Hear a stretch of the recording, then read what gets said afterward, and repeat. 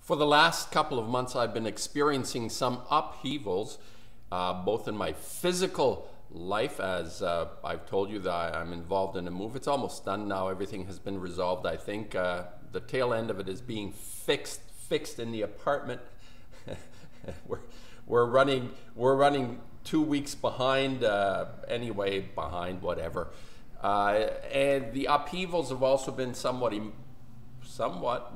emotional, because the people who've been paying attention, the fight that we're in for our life, we're in the fight of our life with Fukushima, and people that don't understand that yet, you're going to wake up to this. And I was thinking about why I chose the word free radicals. In about 2010, I started this idea of the free radicals as a movement, as an art movement. Why free radicals? And I was thinking, I'm reorganizing my studio today. I'm trying to protect some of the paintings. I don't store them very well. I don't have room. And by the way, this is not the way to store stuff ideally. If you don't have proper storage, paintings are easily ruined. And I'm trying to protect the paintings as best I can. I think I'm doing it. But anyway, I was thinking about the free radical idea and what it is, what it means to me, and what in reflection, what it is that is so poignant for me and in my process over the last probably 8 to 10 years. In this studio, since about 2003, 4, things changed dramatically in my work. And I think this is something that I've tried to explain in some of my videos, and why it is that I've hooked into or hooked up with a person like Kevin Blanche, the Post-Ignorance Project, a person who has insight and understanding about the time we're in. And I thought to myself, why was the free radical that concept? It was almost like a buddy and myself who sort of has abandoned me now. He's not interested in what I'm doing, but this lives, this concept of the free radical lives. And I was thinking today, as I'm organizing, what is it about the free radicals that was so, it was like a stinger, it was like being stung. I felt it when at the moment of conception of this free radical idea. Now, of course, free radicals is a medical term for nasty little pricks in our bodies that when they run wild, we die. We die. And cancer and the free radicals are very closely related. Fukushima and the free radicals are closely related. And the free radicals as an art movement, it made sense to me as I'm reorganizing the work and I'm looking at some older work. And the term free radical exists, it's out there. It's not my invention. And I've come across a few other people, musicians, using free radical. But this idea of the free radical is, I believe this term will become ubiquitous in the future. Because the free radicals are those elements inside our bodies that will wreak havoc and destroy us, kill us. And it should not be misunderstood. I was thinking, the impact of this idea, both if you take a negative and a positive, both can have powerful influences. Negative experiences can have powerful influences on our life. It can be very important to actually utilize things that have not worked in our life to improve ourselves. Of course, we want the good experiences. The good experiences give us something, I guess it's part of those pheromones, whatever are activated in our brain cells that make us feel good, the good experience, but the negative also. So I think I'm not a negative person. And the idea, people said to me, free radicals, how can you call it free radical? It's like really negative. Actually, it isn't.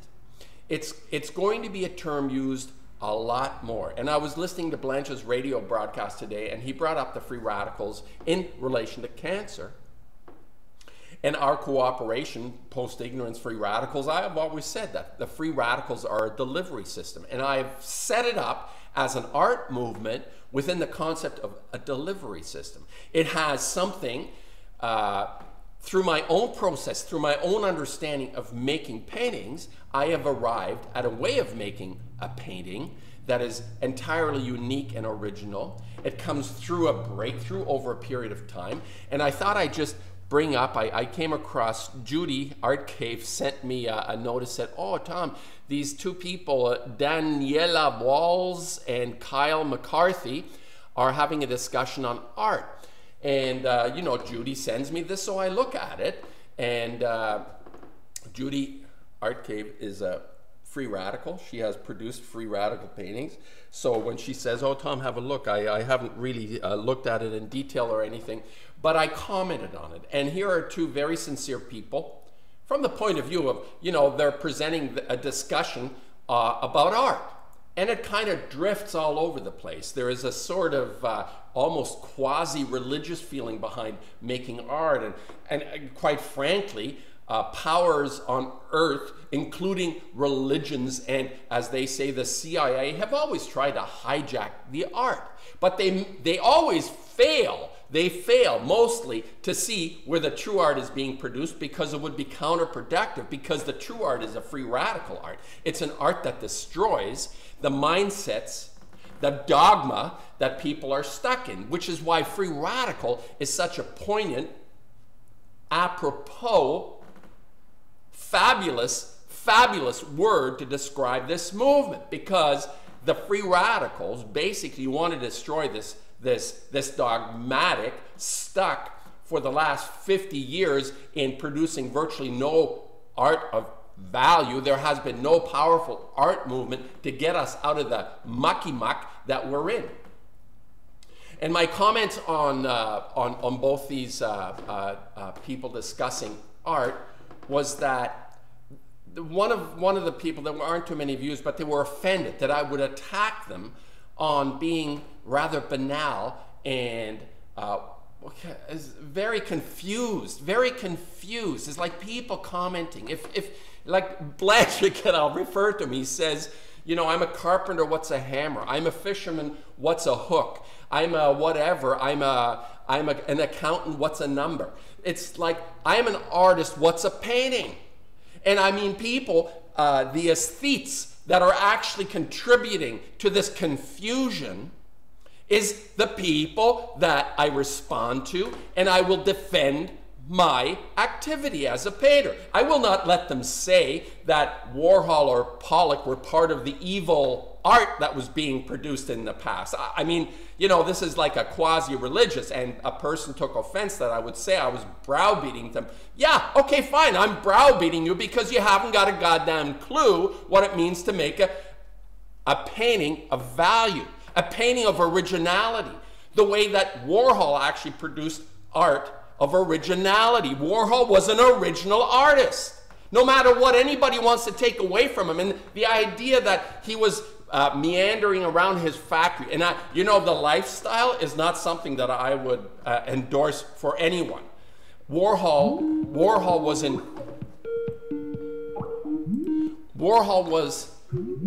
involved. Got confused now. Okay, the idea that to dismiss someone of this stature, of influence, is such a gigantic blunder.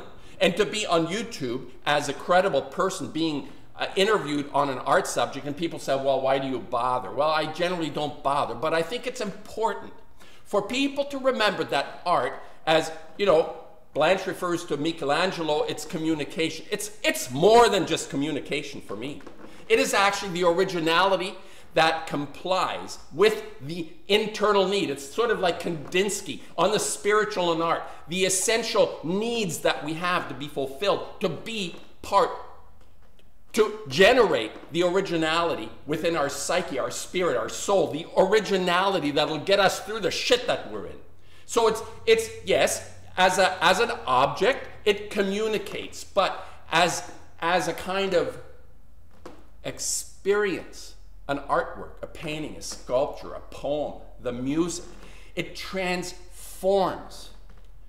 It communicates, but it transforms.